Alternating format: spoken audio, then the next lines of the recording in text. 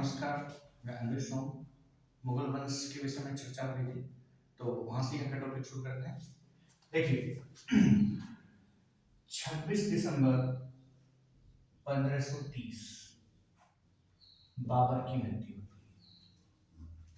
26 दिसंबर 1530 को बाबर की मृत्यु हुई और 30 दिसंबर 1530 को हुमायूं गद्दी पर बैठा है। ठीक है, तो 4 दिन का समय ये वाला, ये 4 दिन के समय में एक विद्रोह हुआ जिसे खलीफा का विद्रोह कहा गया। तो खलीफा कौन था इसके विषय में जानते हैं। देखिए, बाबर का बहनोई था, इसका नाम था मेहंदी ख्वाजा। बाबर का बहनोई है, जीजा कह सकते हैं, मेहंदी ख्वाजा। ठीक है, और बाबर का एक सलाहकार है जिसका नाम है निजामुद्दीन खलीफा। तो जैसे ही बाबर की मृत्यु होती है, बाबर की मृत्यु के बाद निजामुद्दीन खलीफा बाबर के बहनोई मेहंदी ख्वाजा को गद्दी पर बैठाने का प्रयास करता है। कारण इसके पीछे यह था कि हुमायूं थोड़ा आलसी टाइप व्यक्ति था। इसके कारण निजामुद्दीन ने साम्राज्य सुरक्षित हाथों में रखने के लिए मेहंदी ख्वाजा को गद्दी पर बैठाने का प्रयास किया, जिसे खलीफा का विद्रोह कहा गया। इसे किसे बोला गया है? खलीफा का विद्रोह कहा गया। ठीक है, लेकिन अपने प्राण खतरों में जानने के बाद इसने हुमायूं को गद्दी पर बैठाया। तो हुमायूं गद्दी पर बैठता है। अब हुमायूं 1530 से 1540 और उन्हें 1555 से 1556 तक 2 बार शासन करता है। ये जो 15 वर्ष हैं, इन 15 वर्षों में हुमायूं निर्वासित मतलब भारत के बाहर अपना टाइम व्यतीत करता है, क्योंकि 1539 और 40 में चौसा और कन्नौज के युद्ध के बाद, शेरशाह सूरी से पराजित होने के बाद ये मध्य एशिया में फारस में शरण लेता है और बाद में फारस के शाह की मदद से पुनः भारत जीतने का प्रयास करता है और पुनः भारत जीतता है। तो 2 टाइम पीरियड है इसके, 1530 से 1540, 1555 से 1556। ठीक है, अब हुमायूं का मूल नाम क्या है? मूल नाम है नसीरुद्दीन मोहम्मद। मूल नाम है नसीरुद्दीन मोहम्मद। तो नसीरुद्दीन मोहम्मद मूल नाम है। और हुमायूं का जो हुमायूं शब्द है, इसका शाब्दिक अर्थ है भाग्यवान। हुमायूं शब्द का शाब्दिक अर्थ क्या है? भाग्यवान। हालांकि लैंकुल ने इस विषय में लिखा है कि हुमायूं जिंदगी भर लड़खड़ाता रहा और लड़खड़ाने के ही कारण इसकी मृत्यु हुई, और भाग्यवान जैसा इसके नाम का अर्थ है ऐसा कुछ था नहीं। इसके विषय में लैंकुल ने लिखा है। अब हुमायूं जब गद्दी पे बैठता है तो सबसे बड़ी समस्या ये थी कि इस समय अफगानों का पूर्ण दमन नहीं हो पाया था। ठीक है, और सबसे बड़ी गलती सबसे बड़ी इसकी ये रही कि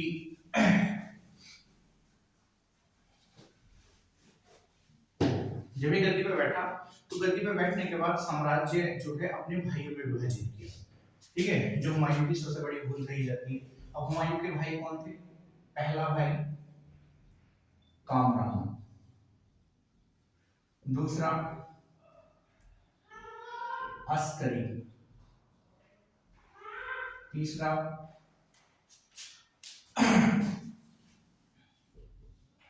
हिंदाल। कामरान जो था इसे काबुल एवं कांधार, काबुल और कांधार का क्षेत्र मिला। तो कैफ और कामरान, के फॉर कामरान, के फॉर काबुल, के फॉर कंधार। ट्रिपल के आप इस तरीके से याद रखते हो, ट्रिपल के, कामरान, काबुल और कंधार। ठीक है, इसके अलावा सिंध का क्षेत्र भी इसके पास था। अस्करी को संभल की जहांगीर मिली और हिंदाल अलवर व मेवाड़।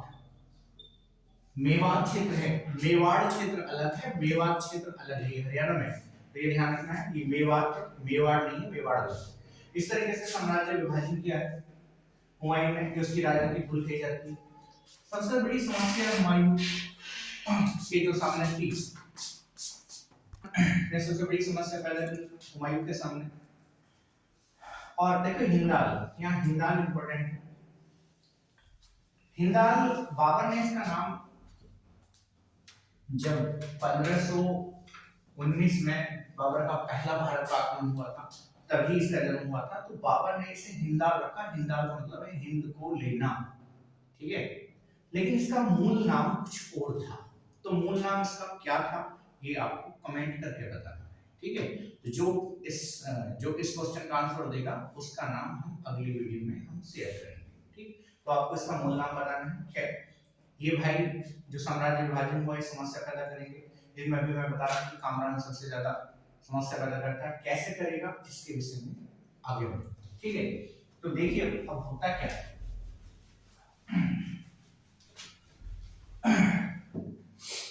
इस समय की पहले हुमायूं का जो साम्राज्य विस्तार है, उससे पहले हम इस समय की परिस्थिति जान लेते हैं कि इस समय की भारत में परिस्थिति क्या क्या है। तो देखिए इस समय ये अगर हम भारत का मैप बनाते हैं तो ये क्षेत्र हमें मालूम है गुजरात, और ये वाला क्षेत्र है मालवा। गुजरात और मालवा का एक शासक था, एक ही, दोनों क्षेत्र पे एक ही शासक था जिसका नाम था बहादुर शाह। गुजरात और मालवा का जो शासक है बहादुर शाह है। हुमायूं के लगभग इस साम्राज्य है, जितना हुमायूं का साम्राज्य है लगभग इतना ही साम्राज्य इसका है, ठीक है। ये क्षेत्र आपका पूर्वी यूपी और बिहार है। ये क्षेत्र अफगानों के अधीन है। हाँ एक चीज और याद रखना, ये भी बंदा अफगान ही है, ये भी अफगान है और ये भी अफगान है। यहाँ भी अफगान है क्योंकि महमूद लोदी घाघरा का जो युद्ध हुआ उसमें हारने के बाद उसका पूर्ण दमन नहीं हुआ था, तो अफगान इस क्षेत्र में अपनी शक्ति बनाए हुए थे, ठीक है। और ये जो क्षेत्र है बंगाल, बंगाल में इस समय नुसरत शाह के उत्तराधिकारी शासन कर रहे थे। नुसरत शाह की मृत्यु होने के बाद उसके उत्तराधिकारी यहाँ पर शासन कर रहे हैं। तो ये इस समय की सर्कमस्टेंस परिस्थिति है यहाँ पर, क्योंकि हम जब पढ़ेंगे साम्राज्य विस्तार तो सबसे पहले जानना जरूरी है कि परिस्थिति क्या थी। तो इस समय भारत की परिस्थिति है, द्वारा से गुजरात मालवा का एक ही शासक है बहादुर शाह। बिहार, पूर्वी उत्तर प्रदेश और बिहार अफगानों के अधीन है, महमूद लोदी क्योंकि मैंने बताया कि दमन नहीं हो पाया है। और इधर बंगाल का जो शासक है वो नुसरत शाह है। तो ये जब गद्दी पे बैठता है हुमायूं, तो हुमायूं जो गद्दी पे बैठा एक तो साम्राज्य विभाजित किया, दूसरे सबसे बड़ी राजनीतिक भूल थी, और सबसे बड़ी समस्या ये थी कि इन शासकों से उसे अगर साम्राज्य विस्तार करना है तो इन शासकों से उसे लड़ना पड़ेगा।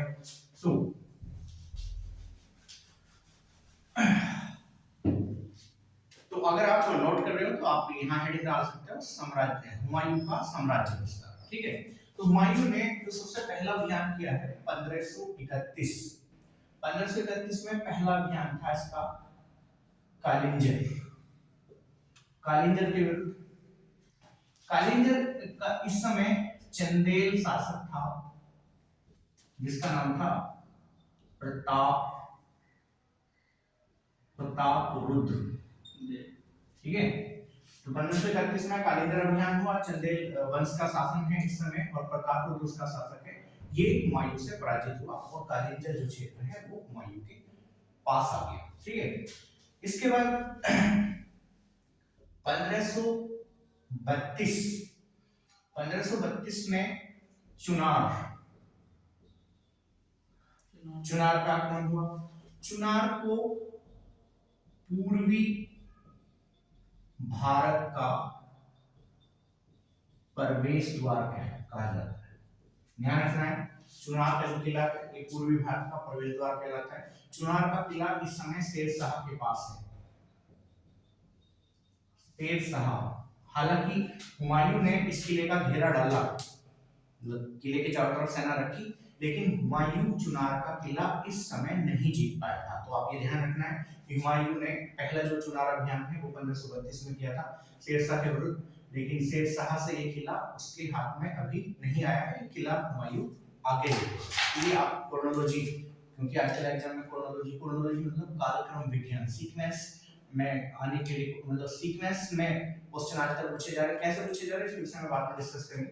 इसी समय 1532 में दोहरिया, 1532 में इसी समय कौन सा युद्ध होता है? दोहरिया का युद्ध। ये युद्ध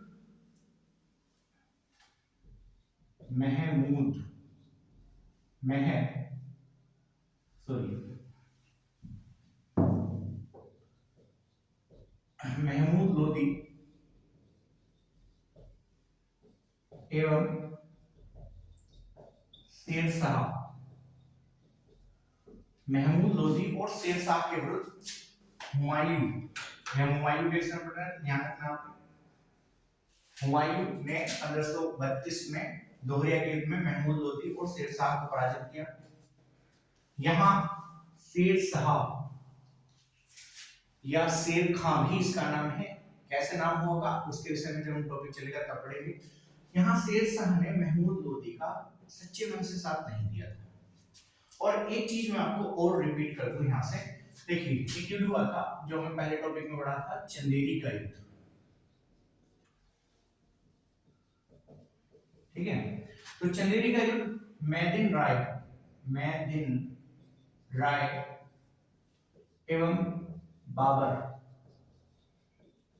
मैदिन राय और बाबर के मध्य हुआ था, जिस युद्ध में बाबर की जीत हुई थी। इस युद्ध में बाबर की सहायता शेरशाह ने की थी। ध्यान रखना आपको, ये इंपॉर्टेंट पॉइंट है। शेरशाह चंदेरी के युद्ध में मैदिन राय के विरुद्ध बाबर का साथ देता है, और इसी समय उसने मुगल खेमा देखा था। शेरशाह बोलता है कि अगर भाग्य ने मेरा साथ दिया तो मैं एक दिन मुगलों को भारत से खदेड़ दूंगा, ठीक है। और साथ ही साथ बाबर हुमायूं से कहता है कि एक चालाक अफगान है, ये एक चालाक अफगान है। शेरशाह के विषय में कहता है कि चालाक अफगान है और मुझे इसके चेहरे पे राजत्व या फिर बादशाह के चिन्ह दिखाई देते हैं, ठीक। तो बाबर ने बाद में शेरशाह को गिरफ्तार करने के भी आदेश दिए। शेरशाह ने फिर बाबर का साथ छोड़ दिया और ये फिर अफगानों के पास आ गया। तो जो घाघरा का युद्ध है, बाद में जो घाघरा का युद्ध हुआ, उस युद्ध में भी शेरशाह ने महमूद लोदी का साथ दिया था, और इस दोहरिया के युद्ध में भी शेरशाह ने किसका साथ दिया है? महमूद लोदी का। लेकिन ये दोनों युद्ध में पराजित होते हैं। और इसके बाद क्या था?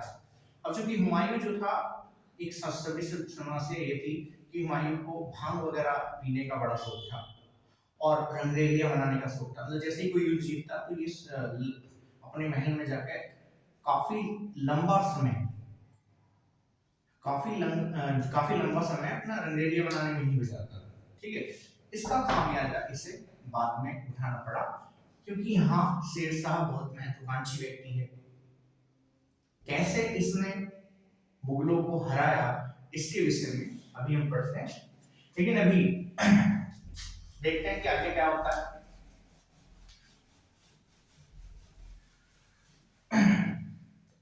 इसके बाद साम्राज्य विस्तार के अगले क्रम में 1535 में हुमायूं मंदसौर के युद्ध में बहादुर शाह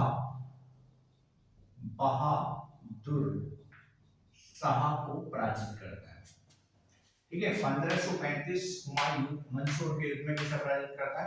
बहादुर शाह को पराजित करता है। बहादुर शाह कौन? गुजरात एवं मालवा का शासक, जैसे भी मैंने पहले बताया था आपको।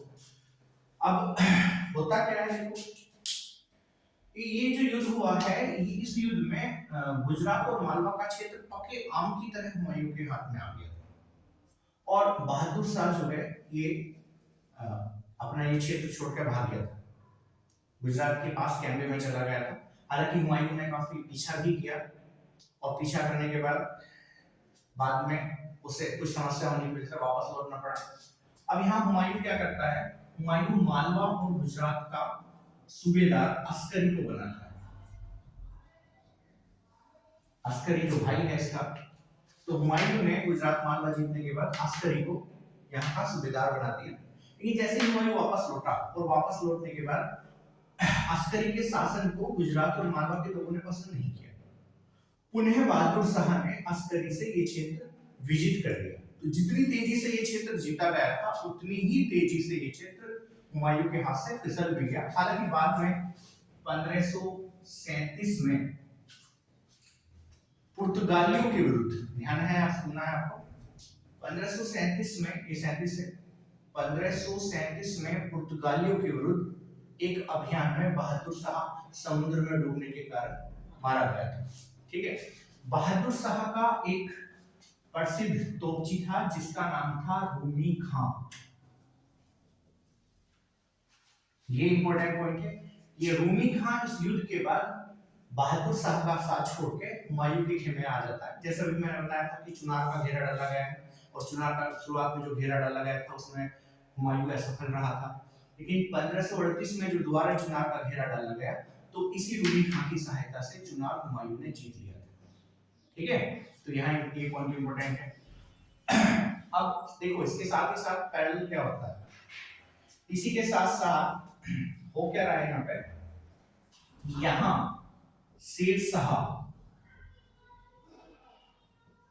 अभी अपनी शक्ति का विस्तार कर रहा है।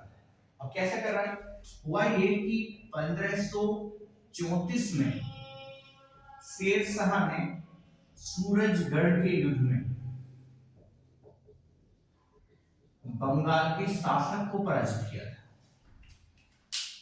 1534 की बात है, शेर शाह ने सूरजगढ़ के युद्ध में बंगाल के शासक को पराजित किया और बंगाल का कुछ हिस्सा इसने हड़प लिया। ठीक है, और इसके बाद क्या होता है, शेर शाह धीरे धीरे शक्ति का अपनी शक्ति को बढ़ाने में लगा हुआ है। हुमायूं को एक समय, जैसे मैं बता रहा हूँ कि इसे रंगरेलियां मनाने का और आराम पसंद, थोड़ा आलसी टाइप व्यक्ति था। हुमायूं की सबसे बड़ी भूल रही कि शेर शाह शक्ति का विस्तार करता रहा और हुमायूं ने इसकी अनदेखी की। तो आने वाले समय में इन दोनों के बीच में फिर युद्ध हुआ जो चौसा और कन्नौज के युद्ध के नाम से प्रसिद्ध हुआ। ठीक है, इसके विषय में पढ़ते हैं, देखिए होता क्या है। होता यह है कि 1538 में शेर शाह पुनः बंगाल अभियान करता है और बंगाल के एक बड़े भाग को दोबारा से कब्जे में लेता है। अब बंगाल का जो शासक है, बंगाल का शासक हुमायूं से मदद मांगता है कि आप जो है, बंगाल का शासक शेर शाह के विरुद्ध हुमायूं से मदद मांगता है कि आप हमारी सहायता करो। तो हुमायूं एक बड़ी सेना लेके बंगाल अभियान में निकलता है। ठीक है, अब जैसे ही शेर शाह को पता चला कि हुमायूं अभियान पर आया, शेर शाह के पास इतनी बड़ी सेना नहीं थी कि वो डायरेक्ट हुमायूं का सामना करता। तो सबसे पहले इसने क्या किया, बंगाल से जो खजाना लूटा, इस खजाने को उसने रोहतासगढ़ के किले में, रोहतासगढ़ के किले में ये खजाना ट्रांसफर किया। ध्यान से सुनो दोबारा से, बंगाल का जो खजाना लूटा गया है शेर शाह ने रोहतासगढ़ के किले में ट्रांसफर किया। ठीक है, अब शासक क्या हुआ, अपने पुत्र को आप यहाँ देखो कि यहाँ जो है एक दर्रा है जिसे तेलियागढ़ क्या बोला जाता है, तेलियागढ़ का दर्रा बोला जाता है, और सीधे अगर आप इस दर्रे को क्रॉस करोगे तो ही आप बंगाल में प्रवेश करोगे। तो हुमायूं शेर शाह ने क्या किया, सॉरी, शेर शाह ने बंगाल का जो लूटा खजाना रोहतास गढ़ के किले में रखा, और साथ साथ अपने पुत्र को तेलियागढ़ के दर्रे पर पहुंचा दिया, क्योंकि हुमायूं बंगाल अभियान पर निकल चुका था। अब शेर शाह के पुत्र ने तेलियागढ़ के दर्रे में हुमायूं को इल्जाए रखा, और इस बीच सारी अपनी सारा सोना ट्रांसफर हुआ यहाँ, साथ साथ शेर शाह को अपनी शक्ति जुटाने में भी मदद मिली। शेर शाह ने यहाँ से उस खजाने की मदद से एक बड़ी सेना इकट्ठी की और उस मार्ग को कवर कर लिया जिस मार्ग से वापस होके हुमायूं आगरा पहुंचता।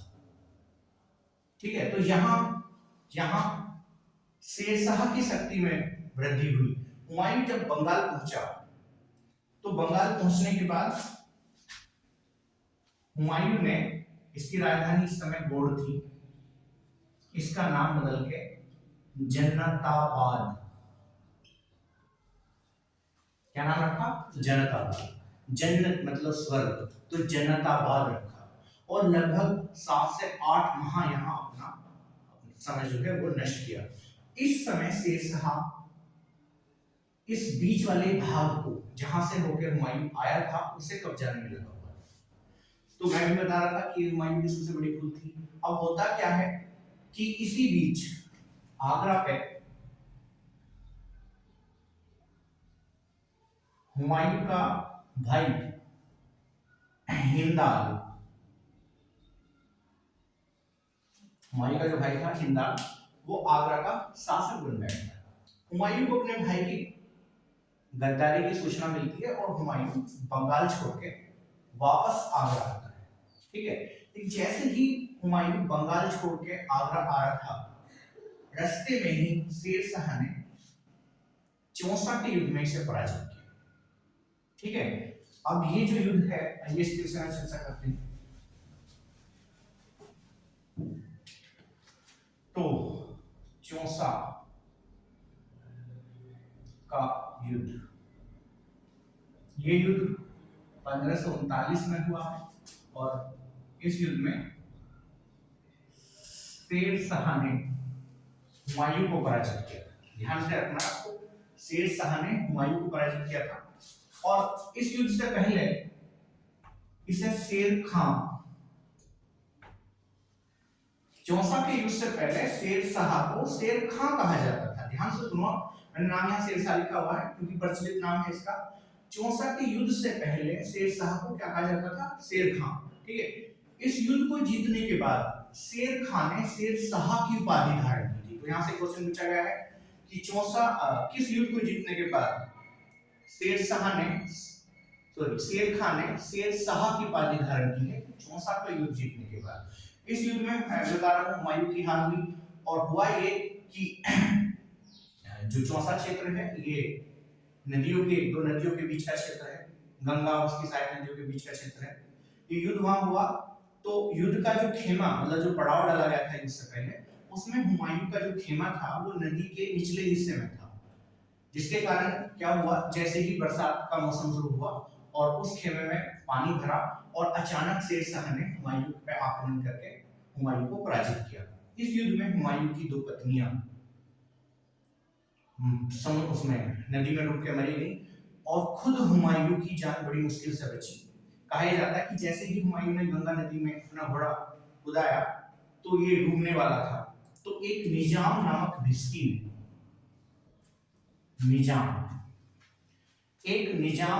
भिस्की ने मशक की सहायता से हुमायूं की जान बचाई थी।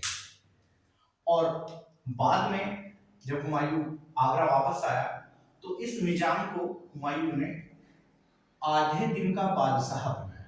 अब यहाँ भी देखो बहुत कॉम्प्लिकेटेड है ये चीज। कुछ किताबों में लिखा हुआ है कि आधे दिन का बादशाह बनाया है, कुछ किताबों में लिखा हुआ है कि 2 दिन का बादशाह बनाया है, और कुछ किताबों में लिखा हुआ है कि 1 दिन का बादशाह बनाया है। तो ये सही क्या है, हम सबसे बड़ी समस्या है कि हम सही क्या पढ़ेंगे।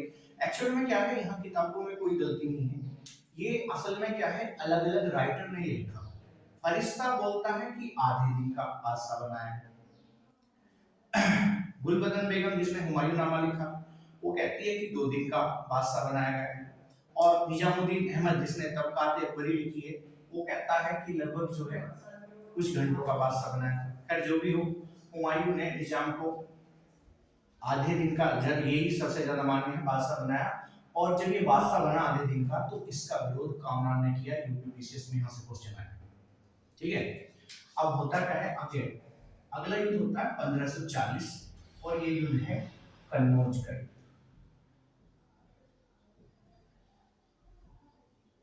कन्नौज का युद्ध भी शेर शाह ने हुमायूं से लड़ा था और इस युद्ध में भी हुमायूं की पराजय हुई थी और पराजय के बाद हुमायूं को दर दर की ठोकर खानी पड़ी।